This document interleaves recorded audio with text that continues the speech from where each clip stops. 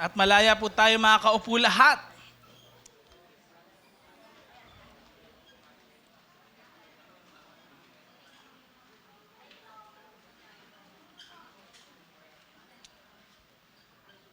Welcome po sa Radiance of God's Glory. May kausap ba ako ngayong hapon na ito? Welcome din sa inyo. Muli ko po, binabati ko po kayo. Welcome sa church. Ayan. And alam niyo po, may series tayo sa church. Ito po ay pinamagatan nating This is Our God. Dahil kinikilala natin si Lord sa aklat po ng ikalawang Pedro o 2 Peter. And ako nga po pala si Pastor Jace. Isa po ako sa mga pastors ng church na ito. At noong mga nagdaang pong mga linggo na pag-usapan na natin, kung inyo pong maaalala, yung first week natin, anong ang topic natin noon? Our God is faithful. Tapat ang Diyos sa bawat isa sa atin. At yung pangalawang week natin, our God is truth. Sa panahon na ito na puno ng kasinungalingan, ang daming fake news, ano na ba talaga yung totoo ngayon? Ang Diyos natin ay totoo. And pangatlo, nung nakaraang linggo, I believe si Bishop Ferdy po yung nag-preach dito, no? Sa afternoon service natin. Sino nakakaalala sa inyo ng pinreach nung time na yon? Meron ba? Anong sabi? Our God is patient. Napaka mapagpasensyoso ng Diyos sa bawat isa sa atin. Alam niyo po, yan ay dahil ang Diyos natin ay Diyos talaga ng pag-ibig. Nuulit ko po, our God is love. Sabi mo nga sa katabi mo, mahal ka ng Diyos. So, kung di kayo familiar sa mga verses na to, makikita niyo po ito sa Bibles ninyo. John chapter 3 verse 16 says, For God so loved the world. Kasama dyan yung mga bagay na hindi mo gusto. Kasama dyan yung mga taong ayaw na ayaw mo. Kasama dyan yung mga taong gumagawa ng masama. Kasama dyan yung mga taong mabubuti. Walang pinipili ang Diyos, lahat talaga mahal niya. Pero ang tanong, sino yung mga tao na yon na tatanggap sa pag-ibig ng Diyos? Willing ka ba na tanggapin din yung pag-ibig ni Lord? Kasi ganun, di ba? Hindi po pwedeng ang relationship, isa lang nagmamahal. Tama ba? Hindi magtatagal ang relasyon na isang part lang or isang side lang yung nagmamahal. It takes two para talaga magkaroon ng relationship. Pero sabi ng Bible, kahit sa 1 John chapter 4 verse 8, God is love. Mahal tayo ng Diyos. No? Kaya sabi mo sa katabi mo, mahal ka ng Diyos, mapagpasensyoso siya sa iyo. Nakakabulol, ano? Ayan. Pero po, may reality, pag tayo nagbasa ng Bible, at hindi po namin kayo yung parang lolokohin o kaya mamanipulate namin yung scripture para maipresent sa inyo. Plain and simple tayo dito dahil sa church natin, pwede niyong basahin yung Bible. Pwede niyong tignan kung tama ba talaga yung sinasabi namin. Test us. Question nyo kami kasi yung truth, tandaan natin, hindi naman natatakot yan sa mga tanong, di ba? Sa mga pag-interrogate. Ang Diyos, mga kapatid, ay Diyos ng pag-ibig, pero hindi pwede kasing masasabing ang Diyos ay pag-ibig, tapos hindi naman siya Diyos na patas. Diyos na nagbibigay ng hustisya. Kung mahal niya ang isang tao at alam niyang ginawa ng hindi maganda yung taong yun, kung mahal niya talaga, kailangan maiparanas niya sa kanya ang tinatawag na hustisya.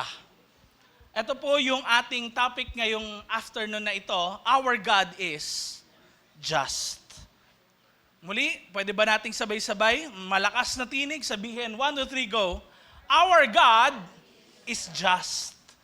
Now, ano yung ibig sabihin ng just na ito? Ibig sabihin po, ang Diyos ay fair. Ibig sabihin po, ang Diyos ay siya yung humuhusga sa bawat isa sa atin. Ang Diyos yung merong hammer Kumbaga sa judge, pag sinasabi ng eto na yung hatol, siya yung meron nun.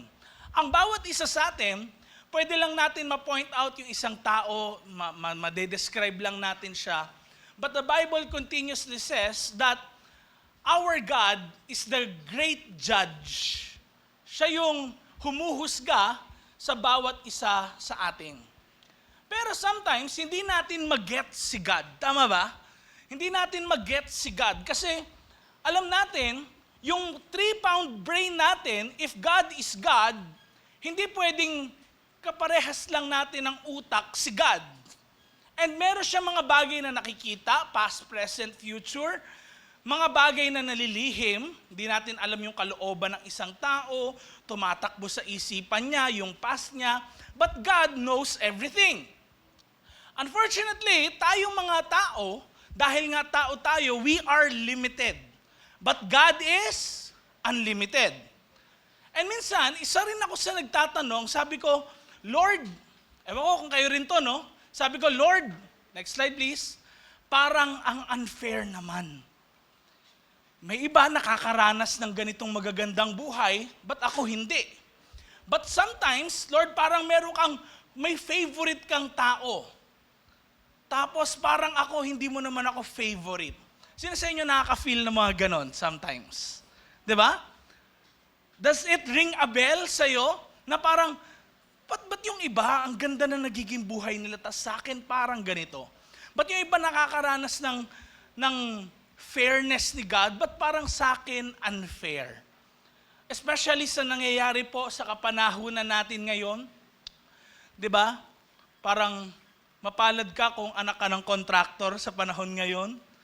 Because of all the corruption na nangyayari, the lies, the abuses, then makikita natin ano ngayon kahit sa politics, hindi lang sa Philippines, kahit sa ibang bansa, kung sinong mayaman, sila yung nakakalusot sa kaso, di ba?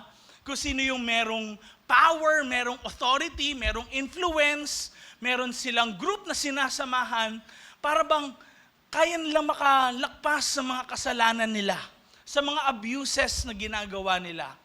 And yan yung ano natin, yan yung urging natin sa loob ng ating mga puso, no? Tinatanong natin, where is justice? Nasaan yung hustisya ng Diyos? Alam niyo po, yan mismo yung sinisigaw ng mga tao na sinusulatan ni Peter sa second letter niya. Dahil imagine niyo po 2,000 years ago, hindi po ganito nakakapag-gather freely ang mga Christians. Ang mga Christians po, hindi sila pinapatay, hindi sila ginagawa ng hindi maganda dahil sa gumagawa sila ng masama. Hindi po yun yung dahilan. Gumagawa sila ng mabuti sa kapwa because ang paggawa ng mabuti is a Christian teaching. Pag ginawang ka ng masama, ang igaganti mo ay hindi kasamaan, kundi ano nga? Kabutihan. And yun yung sinukli rin ni Jesus, yun yung tinuturo ni Jesus sa mga disciples niya. Pero ang sabi nila, where is justice ngayon? Nasaan yung fairness? Gumagawa kami ng mabuti, pero yung kabutihan parang hindi na ibabalik sa amin. Tas yung mga masasama, lalong humahaba pa yung buhay nila. Yung mga gumagawa ng di maganda, parang sila pa yung mga nagiging blessed ang buhay. And a lot of people at that time po, hindi mapagkakatiwalaang mga tao. Ito po yung background ng 2 Peter. Merong mga false teachers na nanloloko ng mga tao, mga miyembro sa loob ng church. Tapos yung mga oppressors nila, yung mga bosses nila, yung mga government officials, yung mga taong may authority and power sa society at that time, parang untouchable talaga. And yung mga talagang faithful naman sila sa paglilingkod, parang nakakapagod na rin. Hindi ba? Yan yung nakababasa natin madalas sa social media, kahit sa mga friends natin, parang nakakapagod mahalin ang bansa, lalo na kapag nafe-feel natin, parang wala namang nangyayari. Pero ito po yung mensahe ni Lord sa bawat isa sa atin at maging ni Peter sa mga mananampalataya nung unang panahon. Next slide please. Sabay-sabay natin, sabay-sabay na sabihin, 1, 2, 3, go. Ang justice ni Lord ay may takdang panahon. Hindi ito nahuhuli or late, ito ay talagang mangyayari. Now, hindi po sinasabi na walang justice si Lord, pero si Lord kasi alam niya yung timing. If He is the God who is living for eternity, bago pa tayo ay lalangin, nandiyan na siya. Bago pa mangyari ang mundong ito, nandiyan na siya. We are just a tiny speck, parang guhit o kudlit ka lang na maliit sa mahabang panahon na ito. And si God, alam niya lahat yung sequence ng events sa buong mundo. And hindi natin alam yung timing, ano ba talaga yung tama para ibigay niya yung tamang hustisya sa bawat mga tao na kung saan haharap sa Kanya. Alam niyo po, lagi kong paulit-ulit na sinasabi sa inyo, oo, ang Diyos mapagmahal, pero sometimes si God, di ba, para sa ang taong mahal niya, dahil mahal niya siya, ayaw niyang mapahamak siya. And kung wala pong lugar ng kaparusahan para sa mga tao na ayaw magbago ng buhay, panalo ang kasamaan. Naulit ko po, next slide please, pakisundan lang ako. Kung wala pong lugar ng kaparusahan, panalo ang kasamaan. Oo nga, mahal ka ni Lord, ayaw ka niya na mapawalay sa Kanya. Pero hindi porkit, halimbawa, gusto ko pa rin masama yung gagawin ko eh. Dapat, di ba, wala nang kaparusahan ni Lord kasi mahal niya ako? Hindi pwede. Dahil kahit ikaw, kung alam mo ang isang taong mahal mo, mapapahamak sa gagawin niya, hindi mo ba siya sasabihan? Hindi mo ba siya i-correct? Hindi mo ba siya pipigilan sa bagay na yon? Kung alam mong ikakapahamak niya ang isang bagay na yon. But the thing is, ito yung nangyayari sa paligid natin, may mga tao na kahit alam na nila yung love ni God sa kanila, pilit pa rin nilang pinipili maging against sa kalooban ng Diyos. And wala nang choice si God but to send them dun sa lugar na yon. Kahit ayaw niya, pero dahil pinili nila na hindi sumunod sa Kanya, hindi siya pagkatiwalaan, siya na Diyos na may lalang ng lahat ng bagay at alam ang mabuti para sa bawat isa sa atin, hinayaan niya na. Ganon tayo kamahal ni Lord. Hindi niya tayo ginawang robot at parang merong control sa kamay natin, sa gagawin natin. We have our own choice. But the thing is, si God, He is the God of love, pero siya rin po ay God of justice. Dapat ang kasamaan ay pagbabayarin. Kasi mamamayagpag ang kasamaan kung walang kaparusahan. Kaya tignan na lang natin sa society natin, dahil alam ng mga taong powerful na parang untouchable sila, what they do is what? Continue kung ano yung ginagawa nilang masasamang bagay. Bakit? Kasi walang kaparusahan. And si God, tandaan niyo po, hindi niyo siya mababayaran. Hindi natin mababayaran ang Diyos ng mabubuti nating gawa, amount of money na meron tayo, properties na meron tayo, awards na meron tayo. Pero ang Diyos mismo ay Diyos na kung saan talagang totoo, straight yung judgment niya sa bawat isa sa atin. And tingnan niyo po ang sabi ni Peter pagdating ng 2 Peter chapter 2 verses 4 to 9. Basahin natin sabay-sabay. Hindi pinalampas ng Diyos yung mga angels na nagkasala. tinapon sila sa impyerno at kinadena sila doon sa dilim habang hinihintay nila ang araw na i-judge sila. So tingnan niyo po sino yung ginudge ni Lord? Mga angels na nagkasala. Alam niyo po ba, sa Bible, there is this verse sa book ng Genesis chapter 6 na ang sabi po ganito, when human beings began to increase in number on the earth, and daughters were born to them, ang sabi verse 2, the sons of God saw that the daughters of humans were beautiful. Tingnan mo nga kung babae yung katabi mo, batiin mo naman siyang, you're beautiful, di ba? And alam nyo, dahil daw sa ganda, tingnan nyo sabi, dahil sa ganda ng mga babae ng unang panahon na ito, anong sabi, tingnan nyo po, they married any of them they chose. Mga angels po ito, heavenly beings, na kung saan nakipag-relation po sila sa mga women noong unang panahon. Pagdating ng verse 4, sabay-sabay natin basahin, 1, 2, 3, go.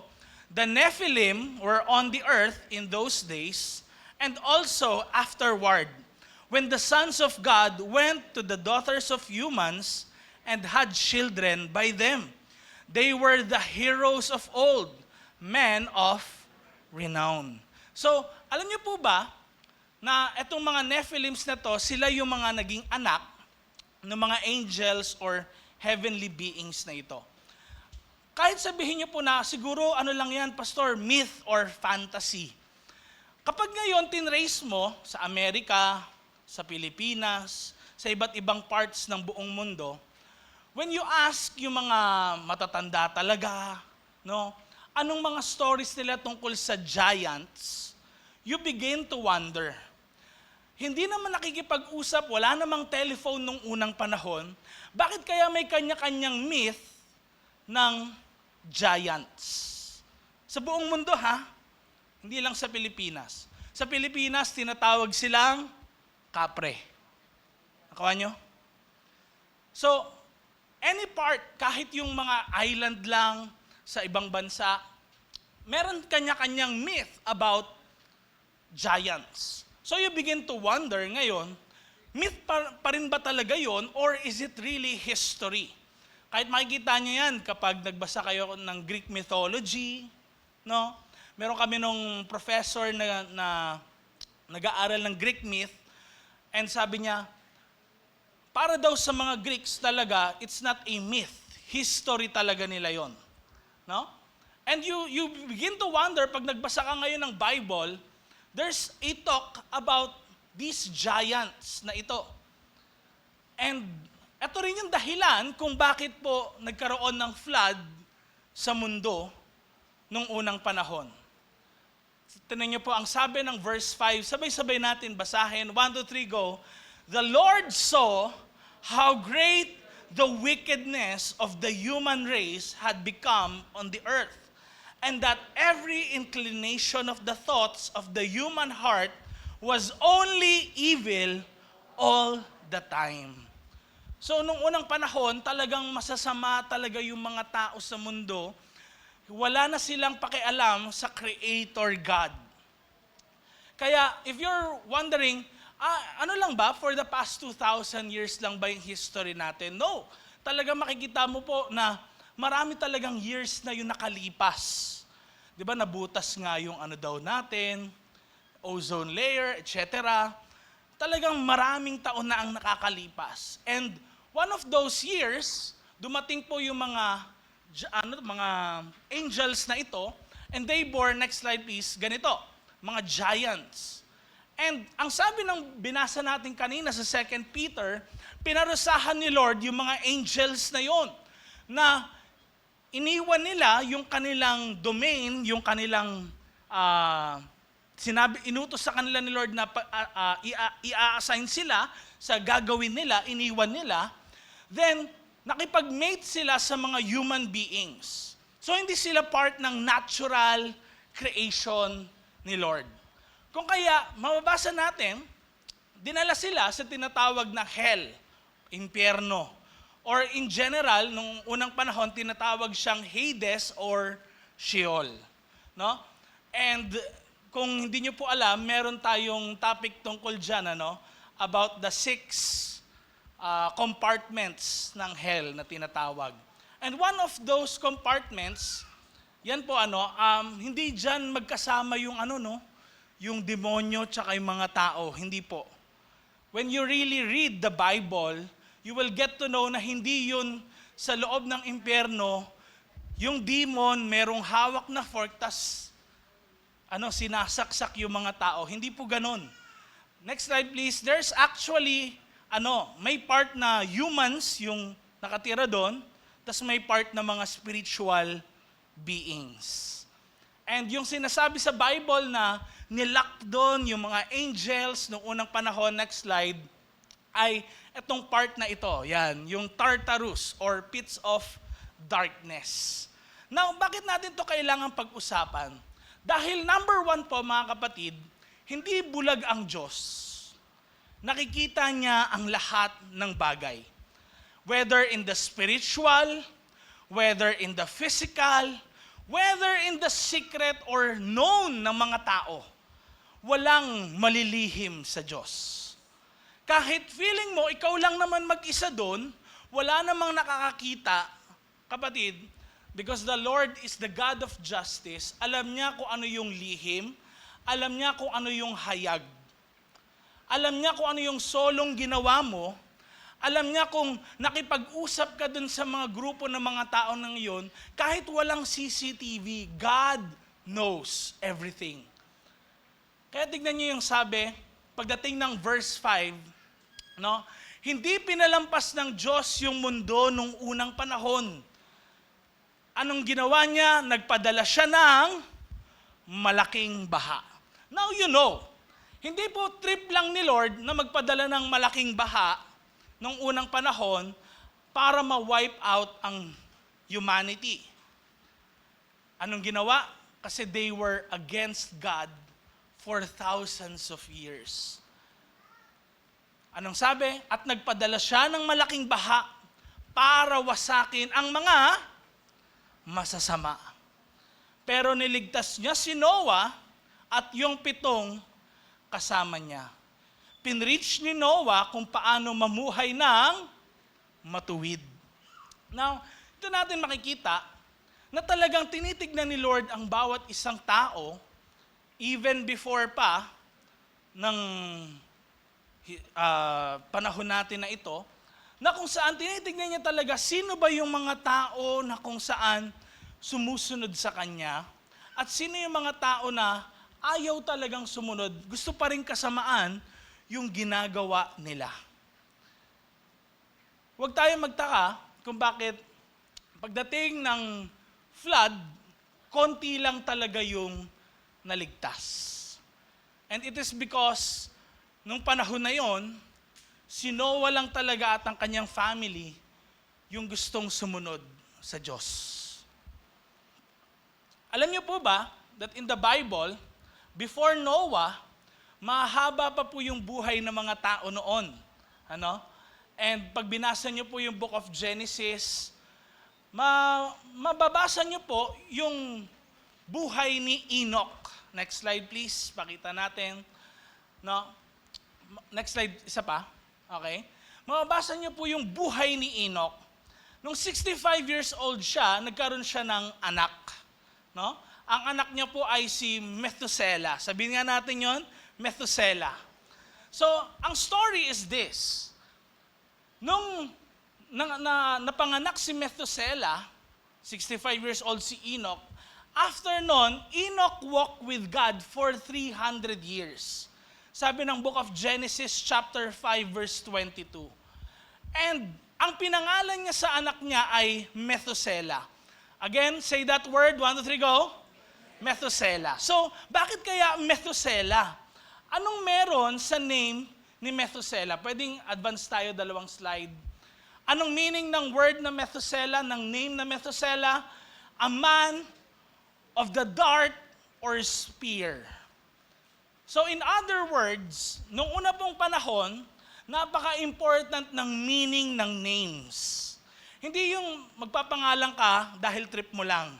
Idol mo si Marian Rivera siguro, idol mo si Ding Dong Dantes, pinangalan mo sa lalaki mong anak, Ding Dong, yung next Marian, di ba? O kaya, dahil favorite mo, medyo astig yung pangalan, si Elon Musk, pinangalan niya yung X, yung anak niya. Di ba? X talaga, literal. So, hindi yung gano'n na parang kung ano lang yung gusto mo. Noong una pong panahon, napaka-important ng name. And yung name ni Methuselah po, yung name ni Methuselah is a prophecy. Na anong mangyayari? When he dies, yung judgment sa buong mundo ay mangyayari at magaganap. Darating ang panahon na yung mga tao huhusgahan ni Lord. Merong mabubuhay at merong mamamatay. Next, urong tayo ng isang slide. Kaya, the Lord po was patient with the world. Nung panahon ni Enoch, panahon ni Methuselah, ni Lamech, panahon ni Noah. Tandaan natin, nabasa natin kayo na si Noah daw was a preacher of righteousness. Pag inad po natin yung mga kung ilang taon naghintay si Lord para magbago ang sangkatauhan nung time na yon, it was 969 years. Na paulit-ulit, every year, every day, for 969 years, sinasabi na, lumapit ka na kay Lord, magbago ka na ng buhay mo. It's time na hindi ikaw yung masunod, siya yung masunod naman sa buhay mo. That God has a good plan in your life. Kasi kung hindi ka magbabago, judgment naman will come sa buhay mo. Dahil ang kasalanan ay kailangan pagbayaran. Nagigets natin? So, just imagine mga kapatid, no? Bakit nangyari talaga ang bagay na ito? Hindi po yung parang biglaan na lang nangyari yung flood. Nilunod ko na sila kasi masasama sila. Sino sa inyo yung ganun minsan, nagawang ka lang ng di maganda, nasage, gusto mo kaagad gumante. Ang Diyos, hindi ganon. Na parang kapag nagkasala ka, paglabas mo sa church, may kidlat kaagad sa'yo, tatamaan ka. Hindi ganon si God. God is actually so patient sa bawat isa sa atin. Katulad ng nabanggit last week. Naalala nyo ba yon? 2 Peter chapter 3 verse 9. Pakita natin yung slide, sabay-sabay natin basahin. 1, 2, 3, go.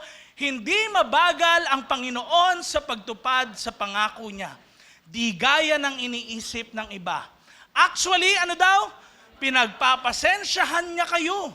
Kasi ayaw niyang may mapahamak kahit isang tao.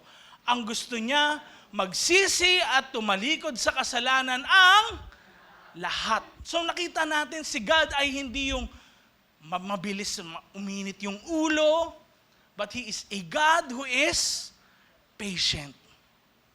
Mapagpasensyoso. Ito yung reality, kapatid. Next slide please. Ayaw ng Diyos na maparusahan ka. Kahit isa sa atin. Kasama ako doon.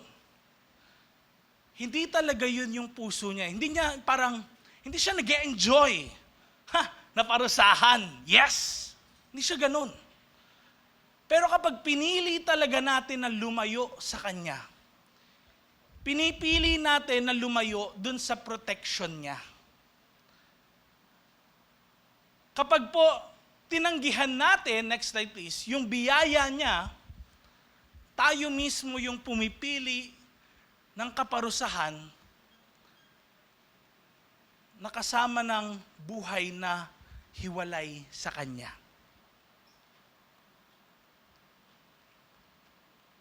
Kaya ayaw talaga ni Lord mapahamak tayo eh. Parang mga magulang natin, di ba? Sabi nila, nanay mo, tatay mo, anak, 10 o'clock, umuwi ka na. Kailangan nasa bahay ka. Hindi dahil sa di ka nila mahal. Mahal ka nila. Pero alam nila, may unknown dangers out there ng ganong oras pag lumakbas ka. Nawawala ka saan kasi? Sa proteksyon nila ng bahay. Kaya ang tatay ay tinatawag na ano, haligi ng, kasi siya yung nagpo-protect. Di ba? Pag inaway ka sa school ng kaklase mo, ano sabihin mo? Yari ka sa tatay ko. Bakit? Yung tatay mo kasi yung protector. Eh ang tanong, kapag nawala ka dun sa protection ng tatay mo, paano ka na? Ibig sabihin, pinili mo talaga na umalis. Nagigets natin?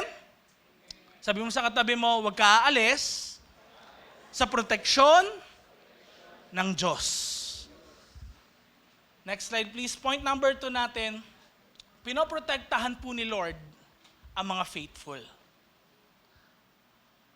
Naulit ko po, pinoprotektahan ni Lord ang mga faithful. Nakita natin kanina, ang dami palang namatay sa flood. Pero hindi nag-enjoy si Lord doon. Actually, ang bigat ng puso niya eh. Kasi konti lang eh. Tandaan niyo, di ba? Mahal na mahal talaga ni Lord ang bawat isa sa atin. And He is so patient nung unang panahon, 969 years, bago nangyari yung Great Flood. At tinatawanan pa si Noah nung unang panahon.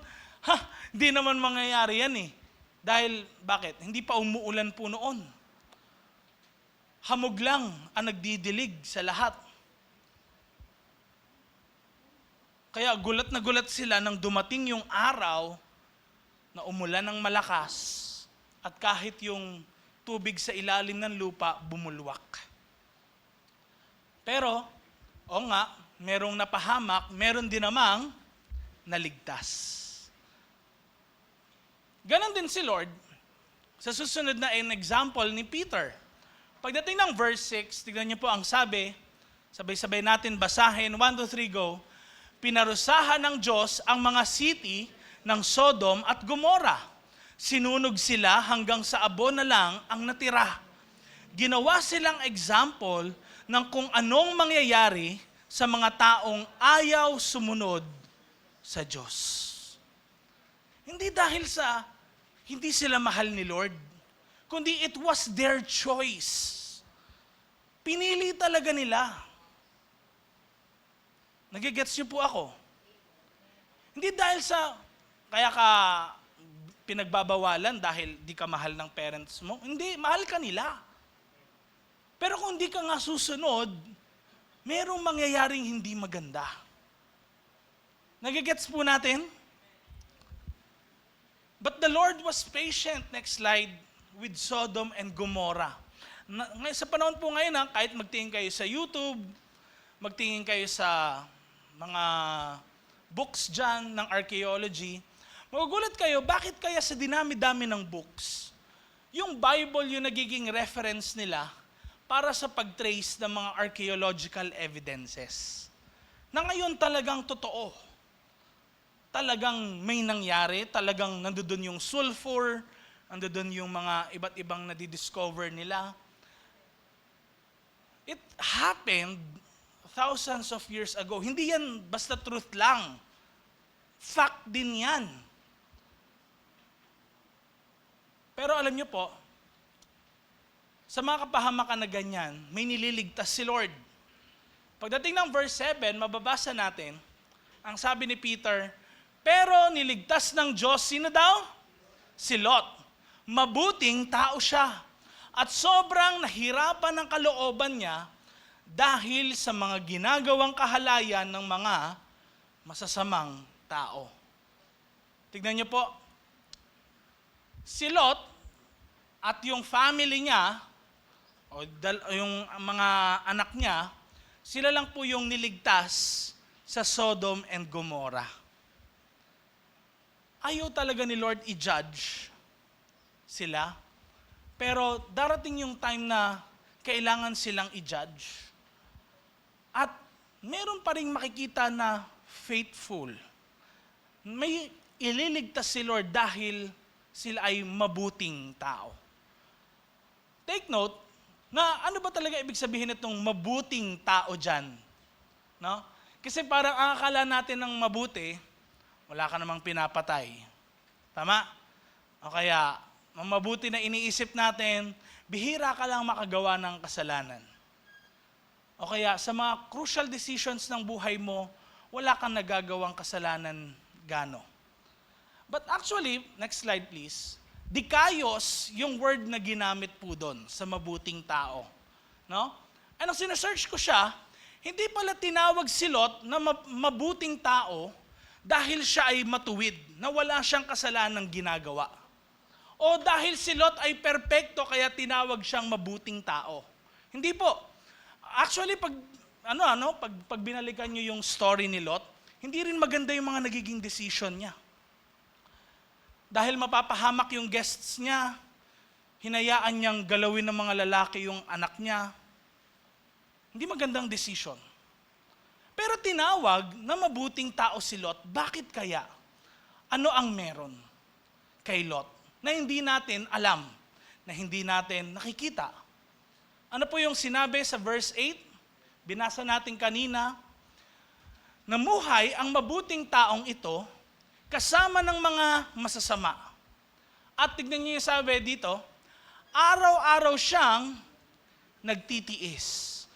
Pag naririnig at nakikita niya ang masasamang ginagawa nila. Ang option pala is not to escape yung lugar ng puro maraming masasamang nangyayari. Hindi yun yung option.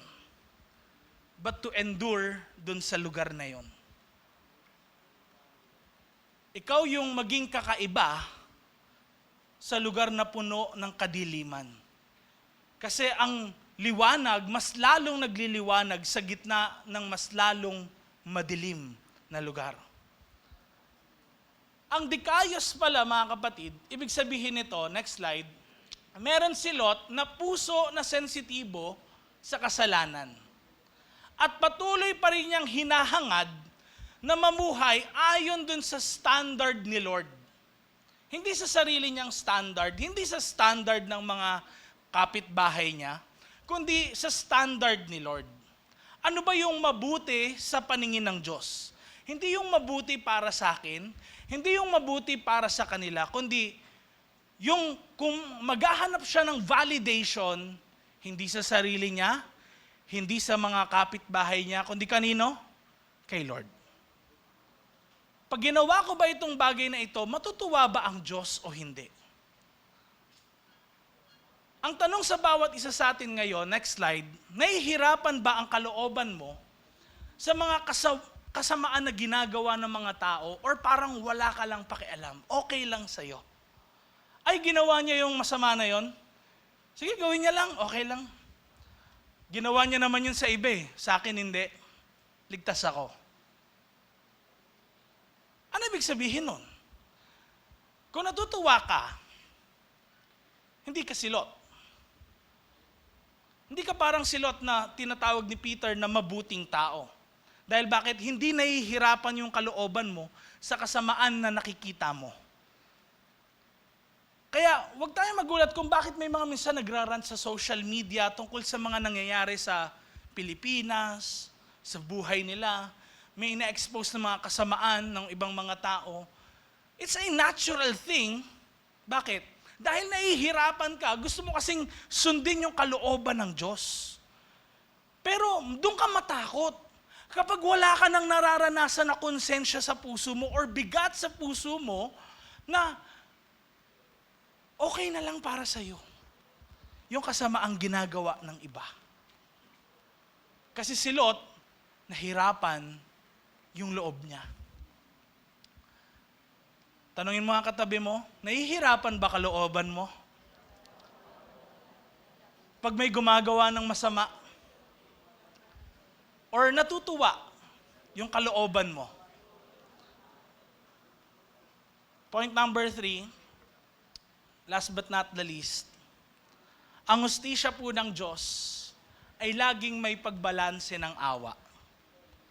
Ito actually yung mahirap gawin. Kahit para sa akin, ito honestly, kahit sa akin, ang hirap gawin. Dahil bakit? Paano ko nga pala babalansihin yun? Bilang isang tao na limitado lang yung kaalaman ko. Paano ko babalansehin yung hustisya at saka awa? Paano ko babalansehin yung pag-ibig at saka yung hustisya para sa kanila? Kaya ito yung sinasabi ng Bible na ang judge talaga ay hindi tayo. Bago ka magturo sa ibang tao, kasi bakit? Tignan mo ilang daliri yung nakaturo sa'yo. Amen? Tignan mo muna yung sarili mo ngayon. Kasi hindi ikaw yung dapat mag-judge. Sino? Si Lord lang. Amen? Amen? And laging, kung babalansin mo ng awa ang isang bagay, bibigyan mo ng opportunity yung ibang tao na baka may binabago si Lord sa buhay nila. Sa atin minsan, parang hindi, wag na siya magbago para talagang mapahamak siya. Di ba? Parang yun yung iniisip natin minsan. Pero, mahal ni Lord lahat. Paano babalansin yun? Honestly, ako hindi ko alam. That is why there are things in life na ipagpapasa Diyos mo na lang. Amen? Sabi sa verse 9, sabay-sabay natin basahin, 1, 2, 3, go. So alam ng Panginoon kung paano ililigtas ang mga makadiyos mula sa mga paghihirap nila. Habang pinaparusahan niya yung mga masasamang tao hanggang sa dumating ang araw na i-judge sila. Now, next slide. Kung si Lord po ay Diyos, He's the God na ano lang siya, just lang siya, pero hindi siya God ng pag-ibig. Lahat tayo, dahil lahat tayo may kasalanan, magsasuffer tayo lahat. Bakit? Kasi ang kasalanan dapat pagbayaran. Pero bakit nga ba hindi na natin ngayon mapagbabayaran ang ating mga kasalanan? Ano ang nangyari? Katulad ng ginawa natin kanina, tayo ay nag-Holy Communion. Bakit meron nun? Inaalala natin yung ginawa ni Jesus Christ para sa atin. Tandaan niyo po, lahat tayong umaattend sa church, hindi tayo banal, hindi tayo yung matuwid na walang nagagawang kasalanan. Andito tayo sa church dahil nagpapabago tayo kay Lord. And kahit po may nakikita kayo minsan, ine-expect mo dapat ganito siya, ugali niya, maayos. Tandaan niyo po, lahat tayo nasa process ng pagbabago. To be a better person that God wants us to be. Kaya, bigyan mo ng pasensya yung mga katabi mo. Amen? Yung mga ka-church mo. Dahil po pwedeng sa panahon ngayon, hindi pa, nasa process pa rin siya ng pagbabago ng Diyos sa kanyang buhay. Biruin mo, ang tagal na ng panahon, yung ibang tao, ganun pa rin sila. Pero hindi pa rin sila ginajudge ni Lord. Merong awa ang Diyos sa bawat isa sa atin. Kaya ang Diyos, He is not just only the God who is just, He is also the God who loves us. Amen? Next slide, please. But the same God po who judges sin is the same God who sent Jesus to save sinners. Amen? Si God mismo, nahahatol sa kasalanan. Siya yung same God na nagligtas sa bawat isang makasalanan. Ang regalo ni Jesus sa bawat isa sa atin, hindi po yung entry pass para sa kaparusahan na parang okay na gumawa ka na lang ng kasalanan kasi ligtas ka na. Hindi po. Kung hindi, inaabuso mo yung biyaya niya kung ganon. Tatanggalin sa iyo yun. Pero kung nakikita naman na talagang ikaw mismo tinanggap mo yung ginawa ni Jesus sa buhay mo, na dapat ikaw yung magsasuffer pero siya yung nagbayad sa cross once and for all, At ngayon, kung magkasala ka, ini-strive mo na magbago, kino-confess mo yung sin mo, nagsisisi ka sa kasalanan, at katulad ni Lot, bumibigat yung puso mo, yung kalooban mo sa kasamaan. Nagagawa ng mga tao sa paligid mo at kahit na nagagawa mo sa sarili mo. Then, you have that relationship with God. Amen? Kaya lahat tayo, kailangan natin si Jesus. Lahat tayo, kasama ako dun. Tandaan niyo po, kung ang pagpasok sa langit ay pananalangin lang, di na natin kailangan mag-gather. Bakit pa may church? Bakit pa kailangan bumaba si Jesus? Magkatawang tao ang Diyos. Kung kailangan lang naman yung attendance mo sa church para maligtas ka. Pero hindi nyo makapagpapasok sa atin sa langit, kundi ano? Relationship with Jesus. Amen? Next slide please. Yes po, God will punish wickedness. But until that day comes, He gives everyone a chance to repent. Binibigyan niya ng pagkakataong magsisi ang lahat. Hanggat hindi pa dumadating yung araw na yun. Kaya our God is just means two things, mga kapatid. Iwan ko po ito sa inyo. You can rest. Pwede ka magpahinga ngayon. Maging panatag yung puso mo. Knowing na yung paghigante, yung justice, yung gusto mo na maibalik, yung hatol na yon sa kanila, hindi na yun nasa iyo. Kundi na kanino? Nasa Diyos.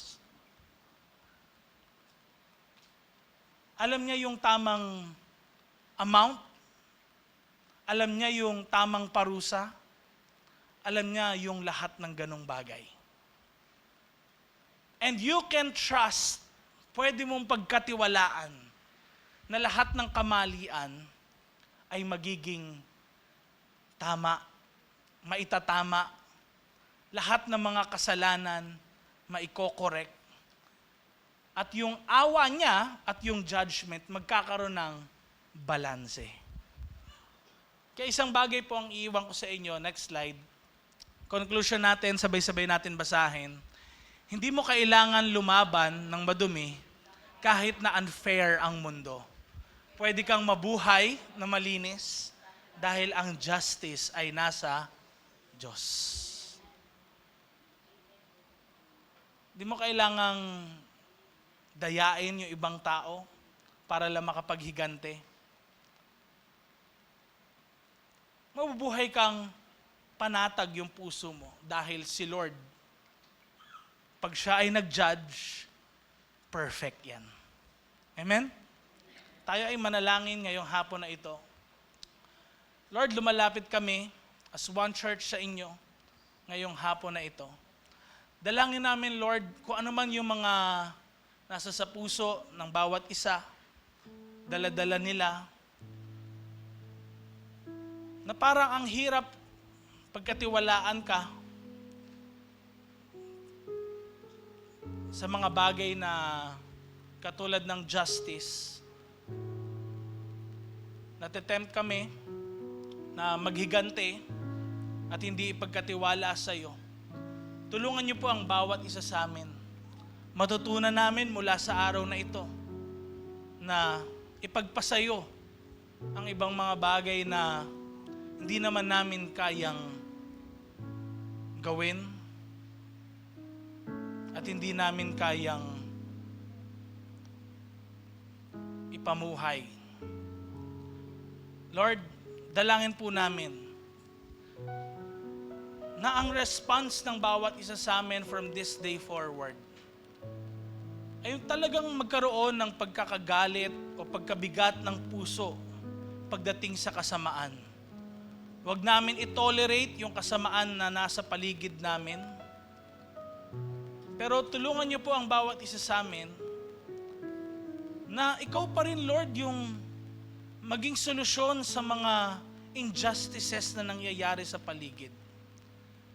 Tulungan niyo po kami na masama namin yung awa sa lahat ng galit na nafe-feel namin sa paligid, sa lahat ng corruption, lahat ng kasinungalingan, lahat ng abuses.